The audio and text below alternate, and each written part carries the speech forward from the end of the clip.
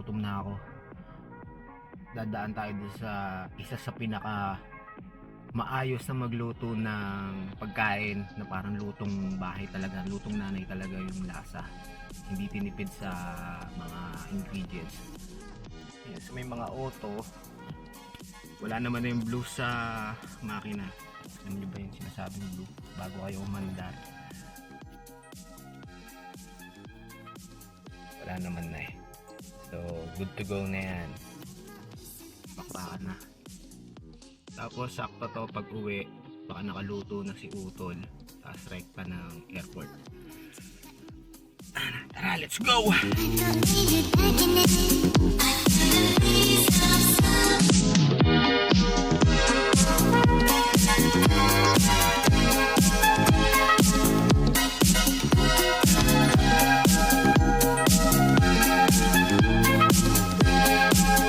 Malapit na rin tayo dito sa kainan na sinasabi ko. Sana bukas. Naunahan tayo sa parking. Alright, doon tayo magpa-park sa likod ng e-bike. Siyempre mag-hazard tayo. Nay! Tingin po sa likod, Nay. Hazard tayo, park muna tayo dyan. Alright, ayun o. Bukas sila, bukas. Bukas mga tropa. Isa pa, ayan. Isang kanin po. Pagkabi ng malamig, medyo malamig. Ito meron pa siguro pinatawag. Dobong puzi. Fish-fishy. Dito tayo ngayon sa may Sugar Road. Overtaken pa para tayo. Yan, papakita natin. May mga tropa rin tayo dyan. May mga maayos din na kainan dyan.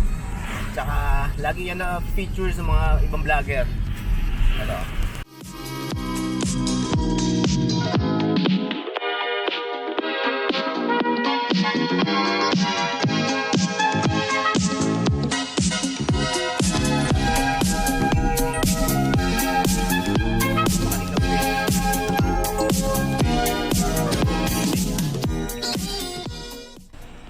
$33 lahat, boss.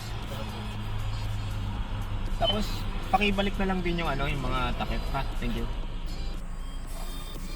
Oh, diba yung sinasabi natin 29 lang. Eh ang hangin nito dapat 32, 33.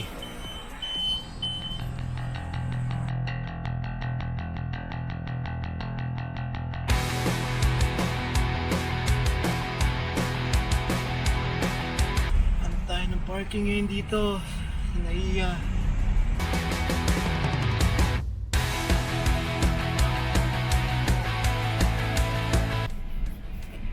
At wala tayong makitang parking, mamen.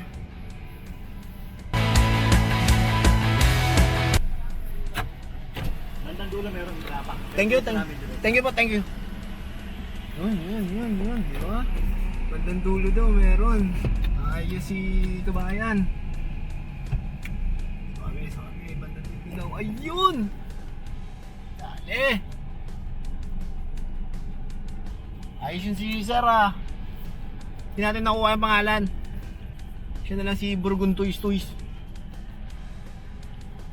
Okay. Safety. Right. Yung mga pag lumalabas dyan sa pinto na yan, namumula-mula yung pisngi. May mga hinihiklat-hiklat na malito. No. John Travolta in the house.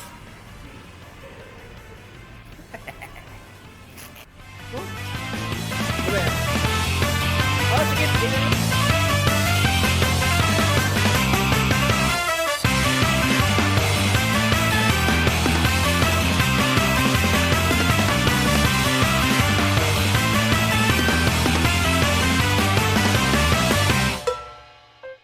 Dito hindi na po namin talaga kinaya yung gutom. Maiinit na yung laway namin. Yes! Bagong spot muna. Hindi po talaga sa akin yung mga star na mga nakasabit dyan Oh yes! Shoutout pala dito sa tropa natin dito sa San Juan na si Jordan Pongan na nagsuggest sa akin na voice over! Man! Voice over yan, man! Po muna ako nag-e-edit ng mga video. Habang nagsiset up ako ng computer, yung kapatid ko tsaka yung bayaw ko, nag-aahanda naman sila ng calzone na ibibigay dun sa tita namin na nasa Maynila. Dati rin po sila nagbebenta niyan. Bumalik na po ng abroad yung bayaw ko, kaya napatigil sila sa pagbebenta. Mahirap po atang gawin, kaya hindi kinakaya ng kapatid ko na matawa. Ito, paluwas na po kami sa Maynila neto para ihatid yung calzone. Wala pa po ata ako sa ulirat dito. Ito na yung pagkatapos nung ihatid namin yung request ng tita namin. Dumaan muna kami sa Gray Zone dito sa may San Juan, Manila.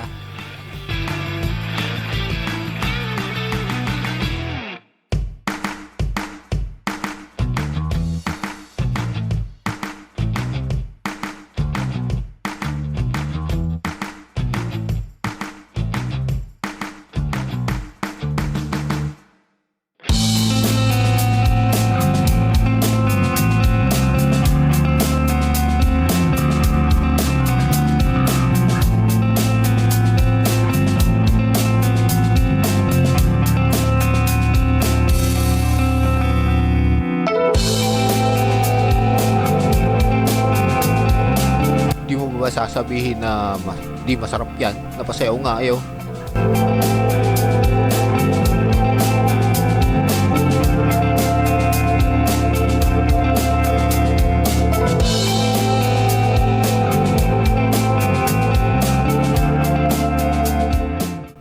Isa nga daw to sa sikat na bilihan ng ham dito sa may Manila.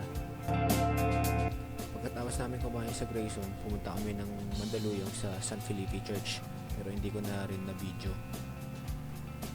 Ganito yung mga klase ng parking lot na pag naiwan ka sa loob ng sasakyan, siguradong luto ka. Dumaan din kami dito sa may bilihan ng Hopia na sikat din daw dito sa Manila. Tapos andyan na rin yung presyo sa video. Palagay ko yung mabenta nila dito yung pineapple kasi wala na agad laman yung tray.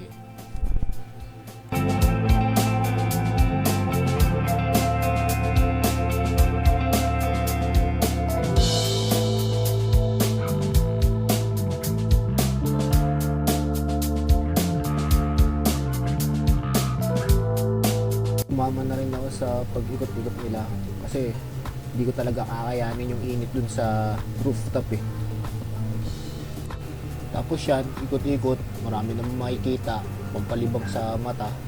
Hindi naman din ako mahilig magbibili, tamang tingin lang. Sa sobrang loki nung bayaw ko, bakit may lampin to sa muka? Tapos yun na naman, kwento ng kapatid ko. Sikat nga rin daw to na bilihan ng sotanghon. Pero pagtingin namin, sapatos naman yun, nandun naka-display ah. Tumama na rin ako sa pagsisimba, syempre. Ba naman, tao tayo. Nagkakasala tayo, hingi rin naman tayo ng patawad. Hindi naman tayo perfecto eh. Yung mga nagmamalinis dyan, hoy, baka naman. Magpasalamat tayo sa taas, di ba? Wala naman sigurong taong hindi nagkakasala. Yung iba nga lang talaga, sumasobra-sobra.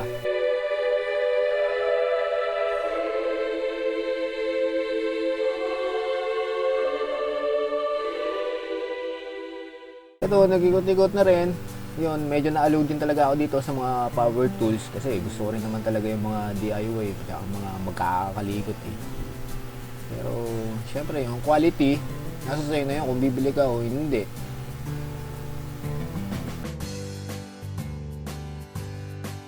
Kaka-score naman kami dito ng bayo ko ng cellphone holder.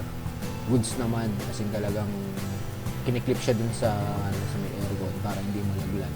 Hindi katulad ng mga iniipit-ipit sa steering wheel. Medyo sala yun eh.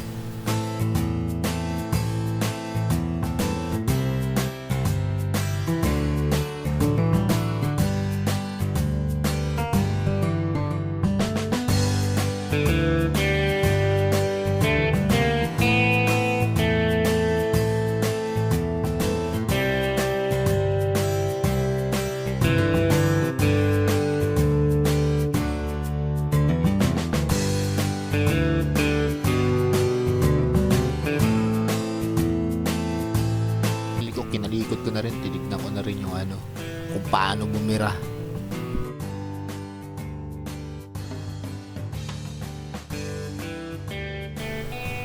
Dito nga pinagkamalan pa ako ni nanay na tindero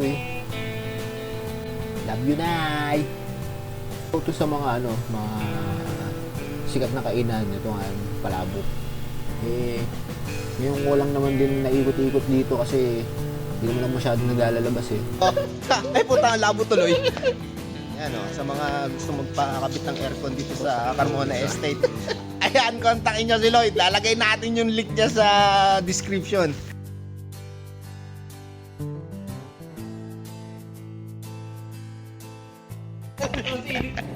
Yo, haba ng pila ng bayaran ng tubig Mainit na ulo niyan. Mahirap na sa rin. Kapit na tayo sa Bubbles Bubbles. And Bubbles. Ito nga, pinuntahan ko nga yung bagong bukas na linisan ng sasakyan dito malapit sa amin. I-testingin ko nga yung Tsaka, yan bago lang yan. Subukan nyo din yung mga taga dito sa atin. Subukan nyo bago yan. Sana ganyan yung pamilya, suportahan ka. Pagka merong ang negosyo, natutuwa, nagtutulungan, nagkakaisa, hindi yung nagkakainggitan. May layo po ba to? Ba't parang maiksi po yung mukha?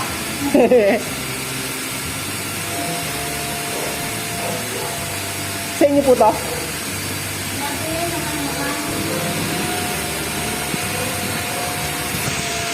Uy! Isa sa mga tunay na maaasahan natin talyer. Ayan, Triple JM. Ito si Rex Alvarado.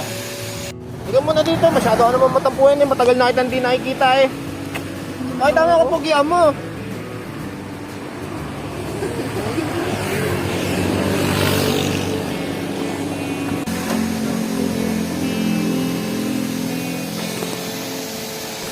Ayaw na yung kita napapagpawisan Labig!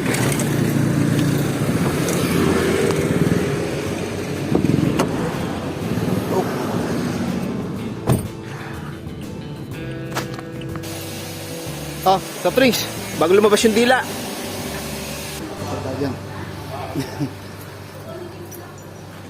Basa. Basa ayos yun, wet. Nag-inquire na ako. 600 yung palagay ng rubber lifter natin sa likod na spring na kaya. Mayakap, kahit maasin.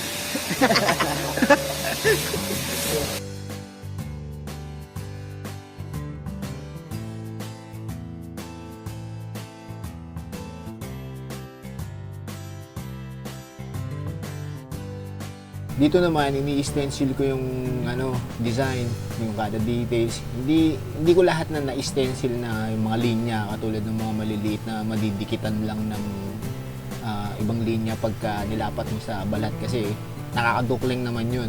Kaya yung mga necessary lines lang yung ginuhit ko doon. Okay, medyo nabulol-bulol pa, nakabuffering utak ko doon.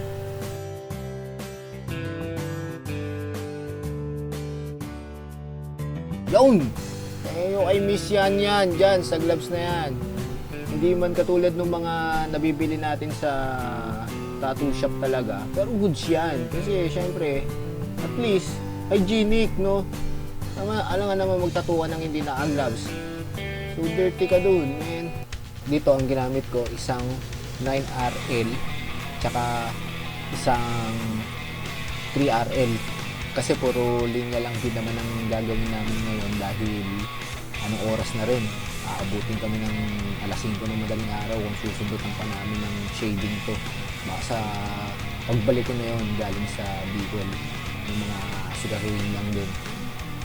Dito, nililinis ko na muna yung tattoo niya para mag-proceed na mga doon sa kabilang side. Yun naman yung lilinyahan namin bago yung pinakagitna kasi masakit Gumamit din ako dito ng TKTX na liquid yung pinapahid. Sabi naman niya, effective naman daw din. Mali ko, hindi man ako yung tinutusok eh. Pero okay naman, nakatagal naman din.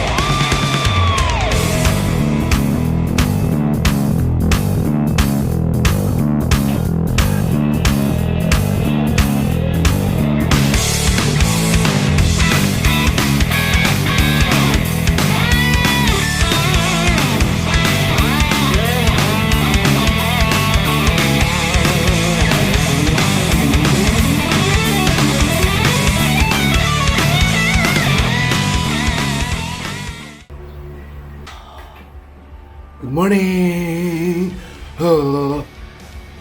Linis muna ako ng pinagtatuan kagabi. Madaling araw na kami natapos eh. Mga around 1 o'clock. Kailangan ko nang maglinis muna. Tapos, hanap muna tayo ng South Trip.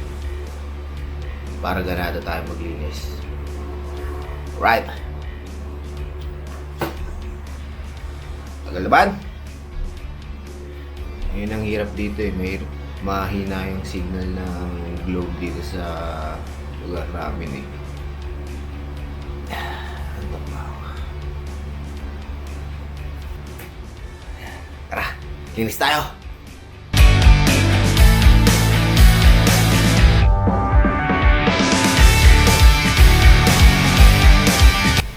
Ngayon, tamang map din ang sahig. Siyempre, mga tumatalsik na ink na lumalabas yun sa middle tip. Ayan, yun ang may iwasan na may tumulong sa sahig. Punas-punas din. Pagkatapos punasan, pwede ka na umiga.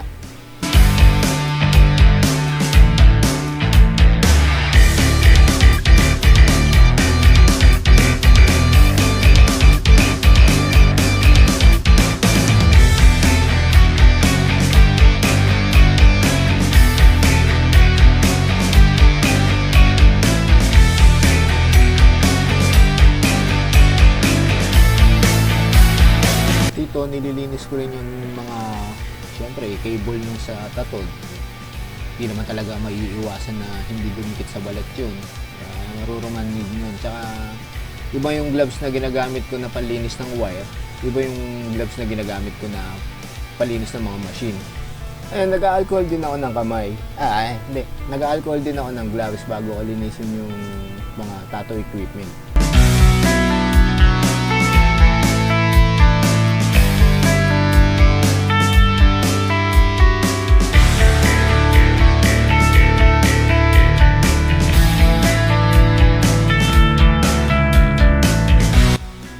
Yun, hindi nga namin natapos.